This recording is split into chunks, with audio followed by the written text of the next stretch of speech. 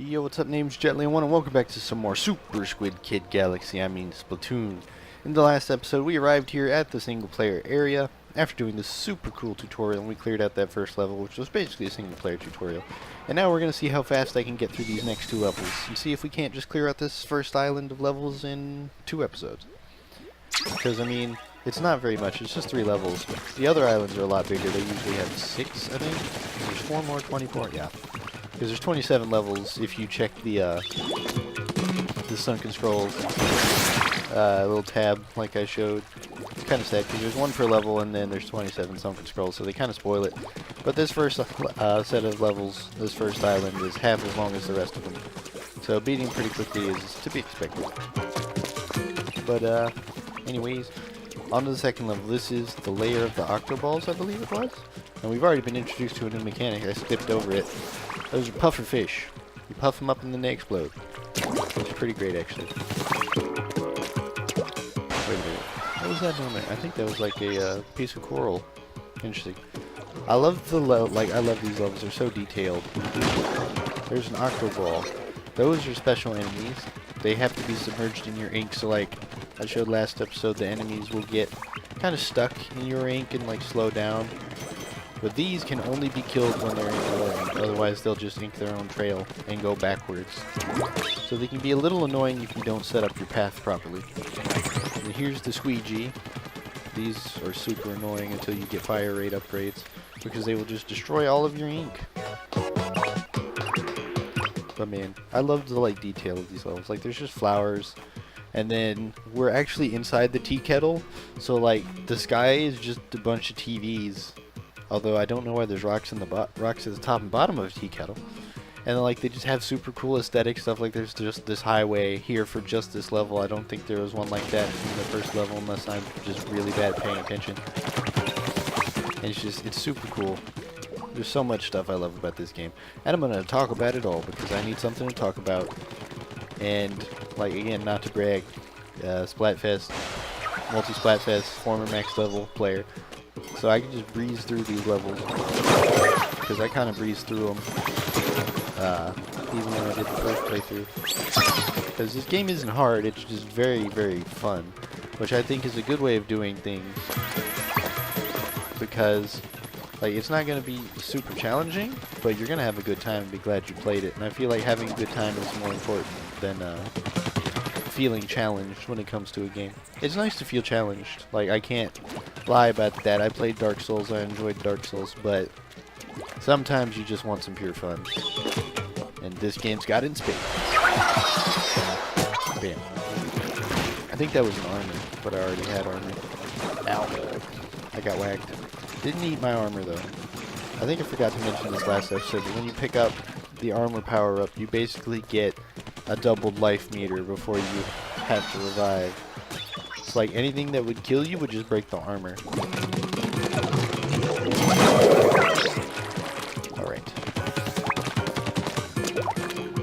Next, I believe. This part's clever, I like it, because you physically can't get up this wall because your gun doesn't reach high enough.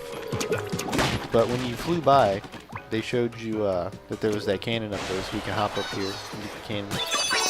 That's another thing I love, is the level design's pretty clever, because sometimes they have looping bits like this. So there's not really much you can do beyond this, you know. Like, there's not much you can do yourself, but there's a way around it.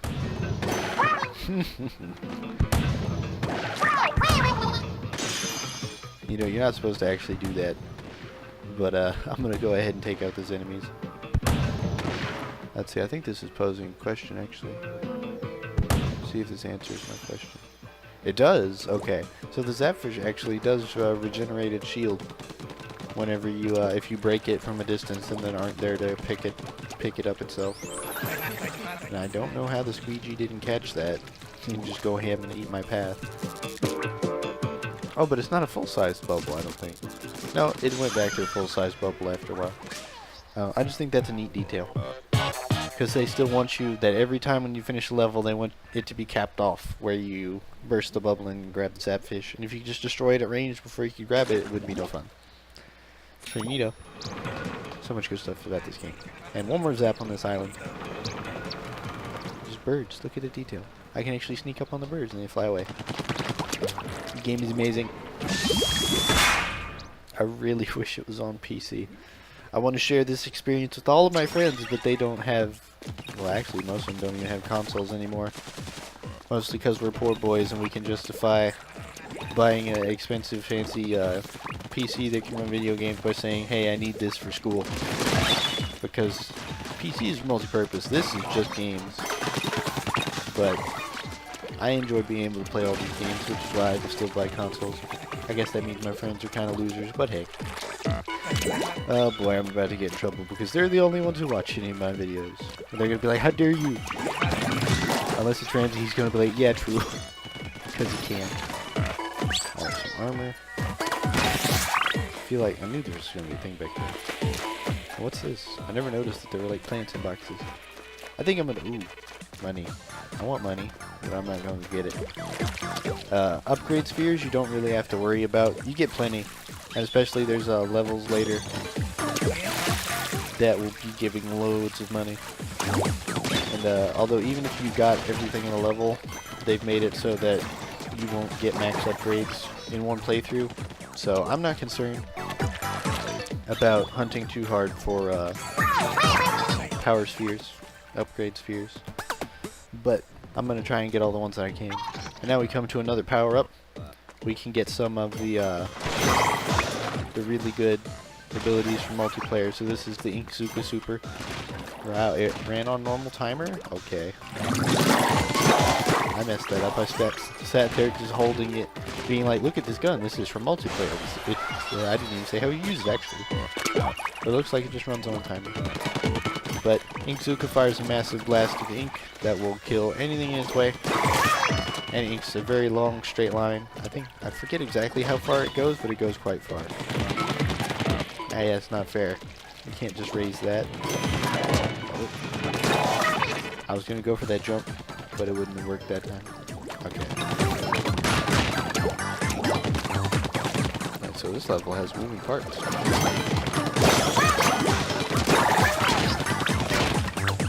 And here's another thing. These are zip lines. These are how we're going to travel between the islands. When you beat a boss, you unlock one. Or she blows that fish dead ahead.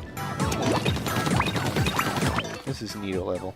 I love the differences in the levels as well, because I was just talking about the aesthetics. Like that one level had a highway. This one's more like a bit of a, like a garden-y park area, you know. Like it feels like a city park kind of. Extra armor. I don't need. We have a bomber.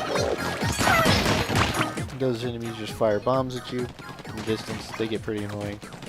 Especially since there's bigger ones that become the focus of entire levels later. And you spend that whole level just cowering in fear because they can just bomb you at any time from anywhere. But that's besides the point. We're going to finish the level with the Inkzuka for extra upgrade points. Yep. Like I said, it's pretty easy to get the upgrade points. I mean, you get 10 of them for finishing a level with armor.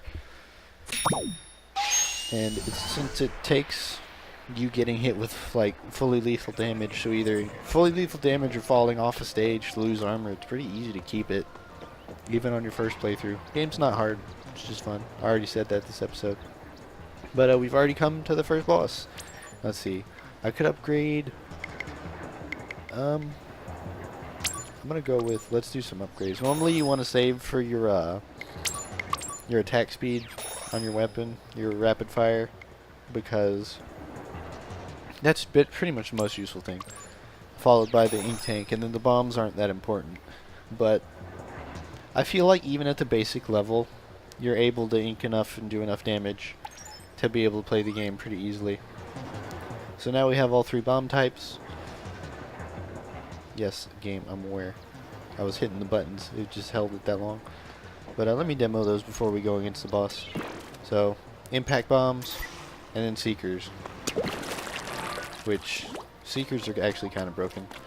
That's why they use up more ammo. Each one uses a certain amount of ammo. So like, these are delayed and I think use up less. These are impact, and they have, no, I think they cost all the same. So seekers are just broken because they give you the most ink for your money, because they go for a long line and then explode in a proper blast.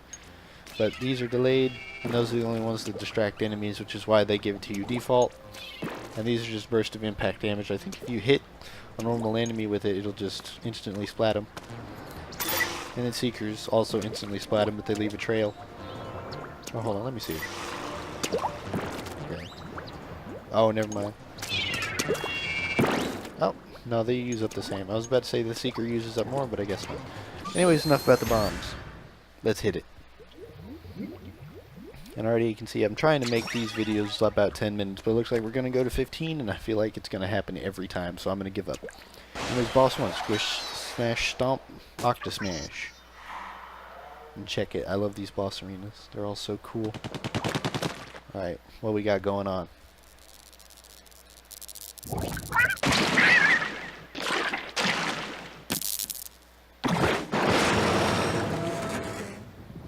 First of the great Octoweapons, the Octosmash. I'm just going to say this is actually my least favorite boss. I don't like it. Because it's kind of boring. It took me a while to figure it out. Some of these other phases get kind of hard. Just because as we go through the phases, he gets faster. He gets faster, and also the amount of area to ink on him to be able to climb up gets smaller. Or maybe I was just bad at the game. Because I thought he got up faster than that. Oh, no. That was the hard part. This is the part I kept getting stuck at. Because when he slams down, you have to make it up his side before... Oh god. That was what got me. He can flick of the wrist. He's just like, I'm gonna just turn. It's like, I'm gonna slam forward, nope, turn to the left. And get wrecked, kiddo.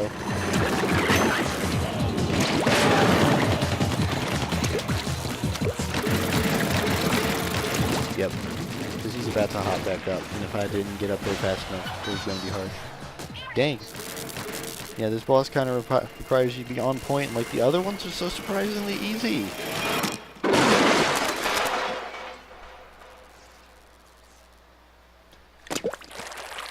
Oh well, that's one boss down. And here we get our first sunken scroll, because I've forgotten where all the other ones are, and I'm not hunting for them. Now, what's that? Like, I see all those triangle signs. It looks like they're in the area. No, they're like just outside of it. I don't know what they are. Whatever. We got ourselves a Zepfish. Let's grab it. Come with me, homie. You're safe now.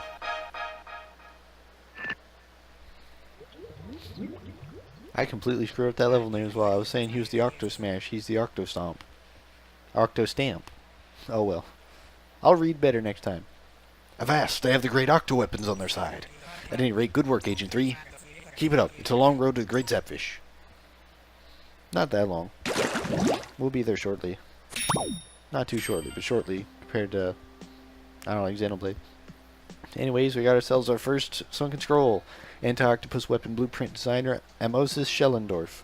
Ammo Knights, Booyah Base, First Floor, Ankopolis, 11-1.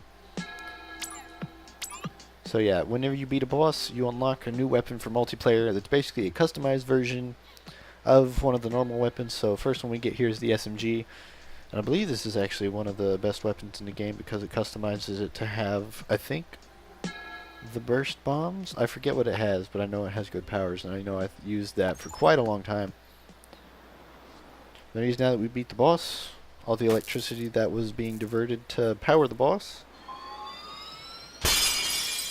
goes in and blows up what's blocking our way to the other power line to head to the next side. But, I'll save that surprise for next episode. This has been Jet-Leo1. I'll see you next time as we go to Area 2 and begin even more adventures in the land of Splatoon. See you then.